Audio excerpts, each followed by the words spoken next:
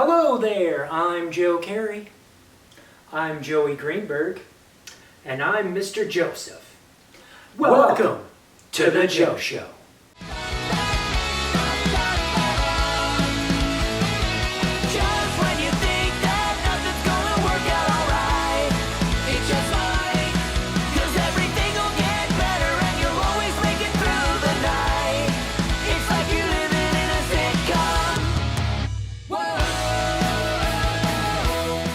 Greetings, my compadres, my constituents, my carry-on luggage, if you will, and welcome to the second episode of The Joe Show.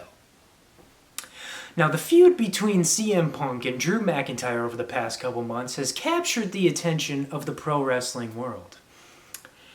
It has escalated to the point where a Hell in a Cell match is required, and quite frankly, in my opinion, it's been quite a while since a feud has organically reached a point where it needs to be settled inside the Devil's Playground.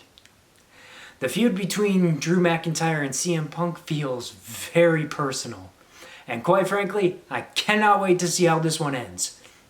And seeing as how this feud has been built up so spectacularly, we decided to take a look at some previous Hell in a Cell matches to compile a list of some of the best that Satan's structure has to offer. Alright, well, the match that's going to start our list off happens to be the main event of the very first Hell in a Cell pay-per-view. Kicking off our list at number 10 is D-Generation X versus The Legacy at Hell in a Cell 2009.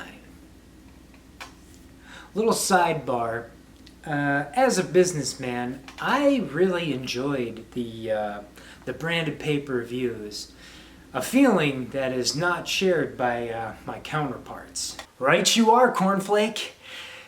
You see, the first year or so of branded pay-per-views were pretty okay, in the sense that most of, if not all the matches, justified their stipulations. It wasn't until the following years where it became more about, we need a match for Hell in a Cell, as opposed to, we need a Hell in a Cell for this match. Yeah, it definitely lost most of the intrigue after the first year or so. Yeah. I guess it's just the marketer in me, but I really enjoyed the branded pay-per-views. Anyways, this was the rubber match between the two teams who had faced off in the months prior at SummerSlam and Breaking Point, and quite frankly, one of the reasons I like this match is I feel like it's a really good feud for this time frame, if that makes sense. I think it's a really good fall time feud. Anyways, the match starts off with a Pearl Harbor attack, and they isolate Shawn Michaels for the majority of the match by locking Triple H out of the cage. And Shawn Michaels is just next level here, with his facial expressions, his body language, his selling capability, and he's just really establishing that he is just straight up not having a good time. And then, it's a simple structure done really well. And there isn't a hot tag, but rather Triple H breaks back into the cage. They get DiBiase out. They isolate Cody, get payback on him, and they end up winning. It's a good blow-off to a great feud. My first contribution to this list is a match that holds the distinction of being the last Hell in a Cell match before the introduction of the WWE Network, meaning this is the last Hell in a Cell match that you had to pay $49.99 to see. Taking the number 9 spot is Daniel Bryan versus Randy Orton at Hell in a Cell 2013. The match was for the WWE Championship, and Shawn Michaels was brought in to be the special guest referee. Now, the story heading into this match was Daniel Bryan wasn't exactly what Triple H and Stephanie wanted as the face of the company. Randy Orton was. And Shawn Michaels was brought in to do what was best for business. However, he was conflicted, as Shawn Michaels was the guy who trained Daniel Bryan. Storytelling. As a marketing genius, I'm inclined to agree with Triple H in that Randy was the best choice to be the face of the company, and he was what was best for business at that time. As a marketing genius. Dude, you're a dork and you sound like an asshole. How can you say Randy Orton is what was best for business at the time? Do you understand how much money, how big of a cash cow the Yes Movement would have been? Well, that's exactly my point. If the Authority hadn't held Daniel Bryan down for as long as they had, the Yes Movement wouldn't have gained as much traction as it did, therefore wouldn't have made as much money as it did. Everybody wants it right now. Nobody wants to wait. Nobody's got the patience to let the story unfold. Well, since you put it that way, I'm inclined to agree with you. You are still a dork, though. Yes.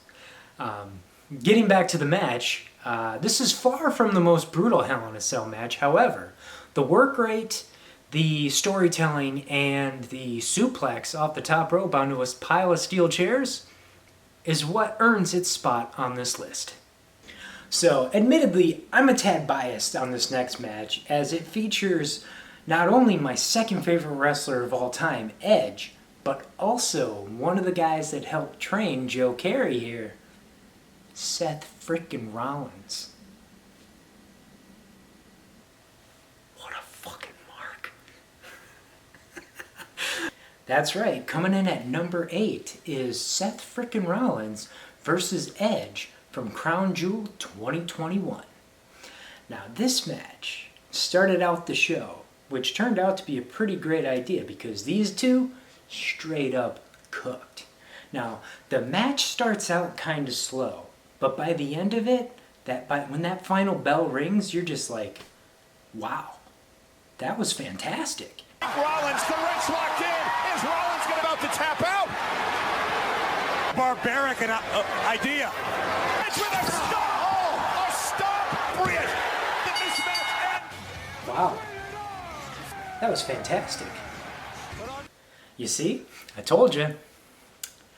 Now, the two spots that stick out for me in this match is the chain-wrapped foot stomp and Seth getting pushed off the top rope, hitting the cell, bouncing off, and landing, going through a table. Like the previous entry, this isn't necessarily about the brutality, even though there are some brutal spots, but it's more about telling a good, intriguing story. Awesome end to the Seth frickin' Rollins versus Edge feud. Now, I don't think we could do a top 10 Hell in a Cell list without including this next match. Now, up until now, all of the previous entries have been mainly added based on storytelling purposes. This one, however, makes the list based solely on brutality. Coming in at number 7 is the infamous Undertaker versus Mankind from King of the Ring, 1998. Now, I would never say anything that Mick Foley does lacks psychology, but this match is not about psychology. This match makes the list mainly because of the two death-defying falls that Mick Foley takes from the top of the cage. The first fall, mainly, goes viral before going viral is even a thing.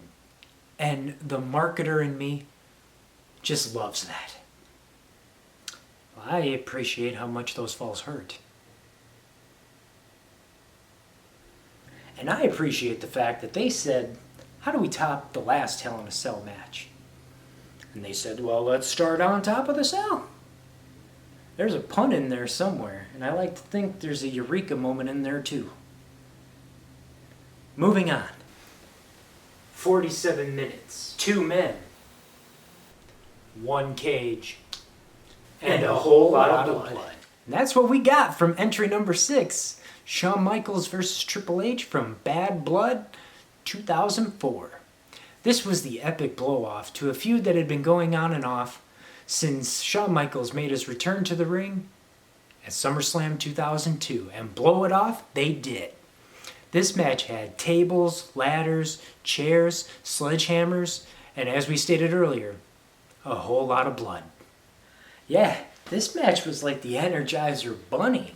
These two guys, they just kept going and going and going and going, and yeah, we get the idea. Spectacular end to a fantastic feud. These two would end up burying the hatchet about 2 years later and reunite as D-Generation X. They would only face each other a handful of times after that, before they both retired. One final thought. I did not envy Shawn Michaels one bit when he took that back body drop off the stairs to the arena floor. Yuck. So, this next match, the marketer and me cannot deny a spot on this list. Coming in at number 5, Triple H versus The Undertaker from WrestleMania 28. This was branded as the end of an era match, meant to signify the definitive end to the Attitude Era, and they really tried to go out with as much style and pizzazz as possible. They brought in Shawn Michaels to be the special guest referee. They brought in JR to do commentary, and the cell itself got an entrance. They really pulled out all the stops to make this match seem as big and as important as they possibly could. Branding, folks. That's the reason this match makes the list. You know, I don't know what it is with these DX guys taking back body drops in Hell in a Cell matches. Shawn did it in the match prior. Triple H did it in this one. So the last half of this match is just pure emotion. And the fact that Shawn is there to sort of, I don't know how to really explain this, but he's sort of there to help the audience realize what they should be feeling at this moment. It really added to the drama and the spectacle, the emotion of what we were watching. And essentially, it really boiled down to Triple H saying, "End it or I will." Shawn Michaels saying, "Please let me stop it." And The Undertaker saying, "Don't stop it." There are shades of Drago versus Creed from Rocky IV in there, with Shawn Michaels playing the role of Rocky, contemplating whether or not he should throw in the towel and stop the fight. Great storytelling here. And lastly, the pop that they got when The Undertaker kicked out of the Sweet Chin Music Pedigree combo. Goosebumps. Every time. Coming in at number 4, Shawn Michaels versus The Undertaker from Bad Blood 1997. The very first Hell in a Cell match, and judging from its placement on this list, one of the very best as well. It was felt that a regular cage match wasn't enough to keep the guys in and keep everybody else out. So, they took an idea from the last Battle of Atlanta between Tommy Rich and Buzz Sawyer from Georgia Championship Wrestling in 1983. This match set a high standard that very few were able to top. And my only gripe with this match, really, is a camera guy was attacked. And as a videographer, it just doesn't sit well with me. Rubs me the wrong way. Man's got a family, damn it. Alright, so we made it to number 3, the magic number. We got Seth frickin' Rollins versus Cody Rhodes from Hell in a Cell 2022. My main argument for this match making the list where it does is the fortitude of Cody Rhodes working this match with a torn pec. Injury he sustained like the day before the match, and he still goes through with it. And Seth comes out wearing polka dots, reminiscent of Dusty Rhodes' ring gear when he was in WWE, just, taking shots at Cody Rhodes' psyche, really getting inside of his head. And it's it's one of the better built up matches of the branded pay-per-view era, and I think it really it deserves the Hell in a Cell stipulation. It lives up to it. It was a match that required a Hell in a Cell stipulation. And my two biggest takeaways from this match are the Cody Cutter that Cody goes for towards the beginning of the match, and he says in an interview afterwards, like, when he landed, he was in so much pain that thought he was going to throw up.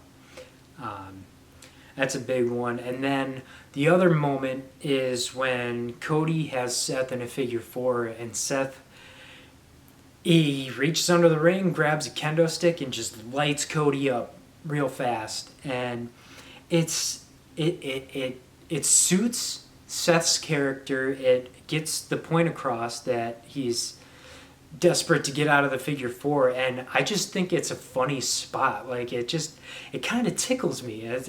It's funnier than I think it should be. But yeah, I just think it was a really good moment in the match. I really enjoyed that part.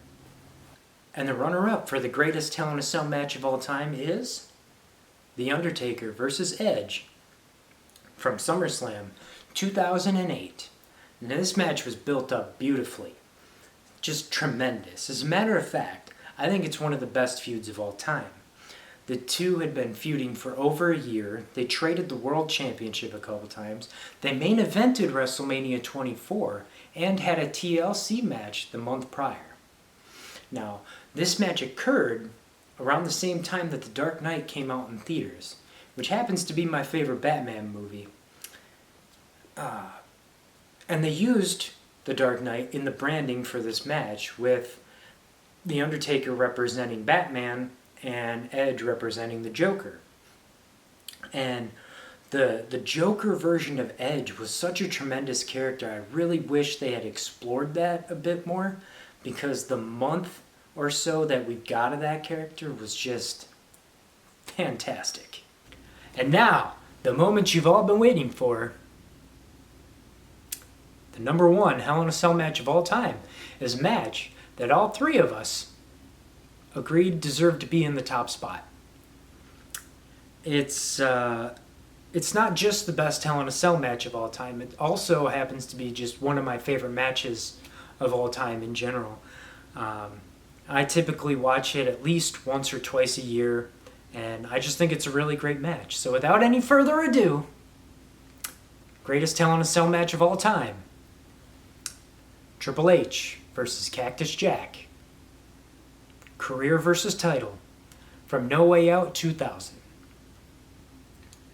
Now, personally, my main argument for why this is number one on the list is Mick Foley put Triple H over so well in their feud.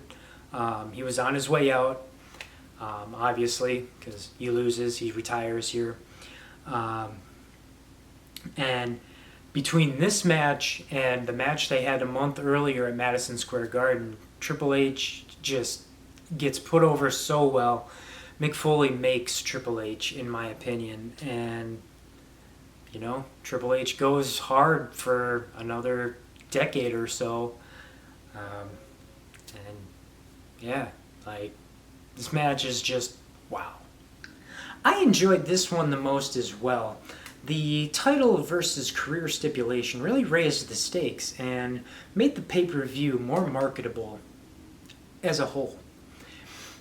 Also, the branding here, it took place in a Hell in a Cell. Supposedly, there's no way out of a Hell in a Cell. And the show was called No Way Out. Pretty clever branding, right? Right? I also like the fact that they took the viral spot from the earlier match at King of the Ring and sort of redid it, except that this time they did it in a more controlled and safe manner. And I like this match because when it took place, I had been watching wrestling for about a year or so. Triple H was the first heel that I ever really hated, and him ending Cactus Jack's career made me hate him even more. Now, I know it's pro wrestling. I know it's choreographed and predetermined. I know that now. But as an 11-year-old watching this for the first time, and Triple H coming out on top, I couldn't stand that guy. Which, means he was just doing his job well. So my reason for liking this match, in a sense, is my nostalgia for hating Triple H. And with that being said, that'll do it for this edition of The Joe Show. Whoa, hey, actually, before we go, I kind of got a light bulb eureka moment here. Carrey, wrap your mind around this one. Have you considered challenging the Grinch to a Hell in a Cell match for that showdown you got coming up this Christmas?